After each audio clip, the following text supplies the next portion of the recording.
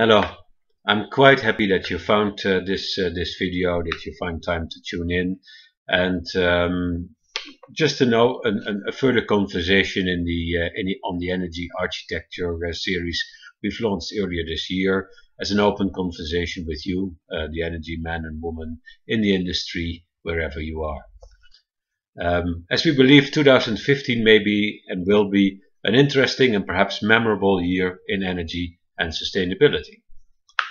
First of all, and at the end of 2015, we will experience the results of the years of climate change negotiations in Paris. Secondly, and in September of 2015, the UN is to agree and embark on a ground-breaking program of capacity and capability building in the realms of sustainable development. In both programs, energy and the energy sector are truly vital and crucial for their success. Now, we all know that the world is under rapid development and in some way craving for earth resources. And resource exploitation have become more complex and at times more costly. And the future of resource exploitation becomes a little bit more difficult to prognose or to innovate. How do we stay out of trouble in a world where everybody actually wants to win or live abundantly, and in an industry sector which is reaching its limits to growth or is running towards scarcity or unsustainability? And let's not forget all the concerns with our human life, with the health in actually consuming some of our products like coal or coal fumes, and the natural environment, the eco footprints we put on our planet, as we live in the age of sustainable development. And we just most recently at the World Economic Forum, we could see the results of some scientific evidence of that we live also in the years of the great acceleration.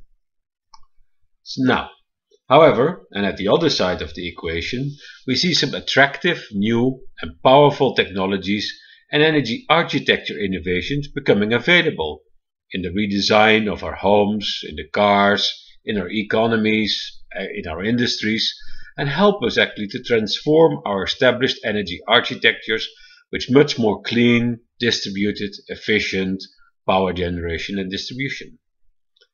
As such, stewardship over these and developing energy architectures become in a global, local and corporate setting is actually then a new and quite an urgent new leadership business skill. Well, that in our view is the energy sector today. Now I can share this with you. Looking at the global change we're in and the rise in population, in nation, in wealth, all aspiring for economic power, strength or even military prowess, and combining this with the planetary boundaries, the UN Global Sustainable Development Agenda, the climate change and safety concerns, the aspirations of the UN agencies to step up and to make energy available, affordable and sustainable for all across the globe. Combine this with some disclosures of the continued, financial greed at times and lobby practices of the established energy industry to maintain status quo, the oil and gas lobby, or to have and maintain their choice.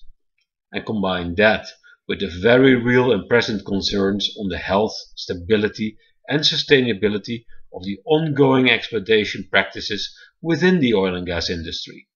I will not indulge here, but trust me, there are some serious concerns in the political, in the economic, in the business, in the technical and the ecological area in this industry.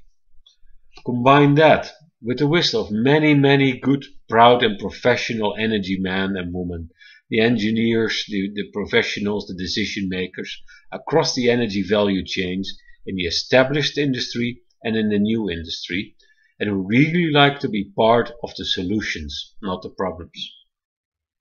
I can see and I can observe only one thing: change will need to come. The invitation for change is standing and knocking at our doors.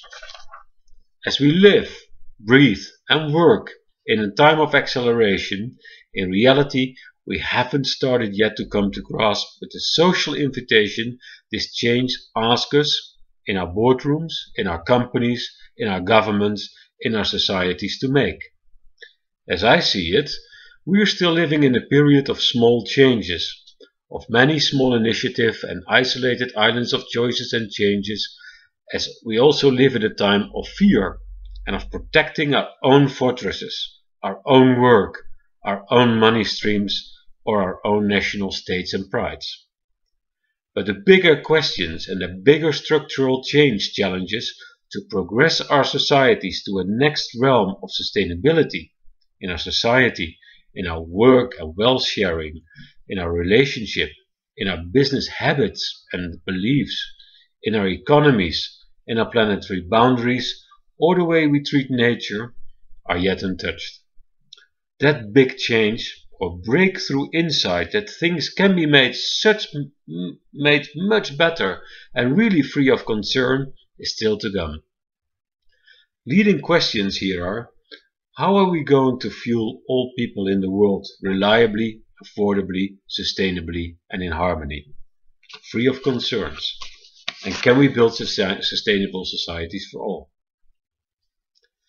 The question we may ask ourselves, considering all of the above, are the 6 W's, I would call them, and it's quite simple. Why do I have to change?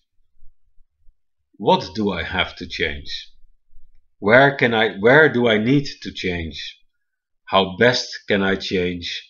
And where am I responsible to change? And finally, not in the least, when is the right moment for me to innovate, change and transform, globally, regionally and nationally? Another observation to make is, today every country, every region, every energy architecture, every company has its own socio-economic and technical constellation, say configuration, and as such may find different answers and different pathways to the success and our result and our success. Our practice is liking and is wanting to have these conversations and is having these conversations with our clients. And that's a very rich, very insightful and very enabling experience. As we like to approach it with an open mind, free-spirited, free-thinking, imaginative and a little bit inspiring. To conclude for today, I just want to remind you of this conversation as we're opening further up to you. And the question we ask ourselves always is, it's not what I can do for what my nation can do for me and I can do for my nation, as once John F. Kennedy asked and used in one of his famous speeches. But today the questions we may ask ourselves are not questions any longer on a nation or myself, but are questions like, what can I do in order to help? What can I change in order to ensure? What can I do in order to realize that everybody on this planet, here and there, now and in the future, can benefit from this great thing we have, energy for all. I thank you for your interest. I thank you for your please stay tuned. Please let your voice be heard if you like so, and please connect with this open conversation series, as I think it's quite rewarding and it may actually be a little bit inspiring, and some of the material actually a little bit useful in your own work, in your own company, in your country, and the conversations you have on energy. Thank you so much. I look forward to our next call. Bye.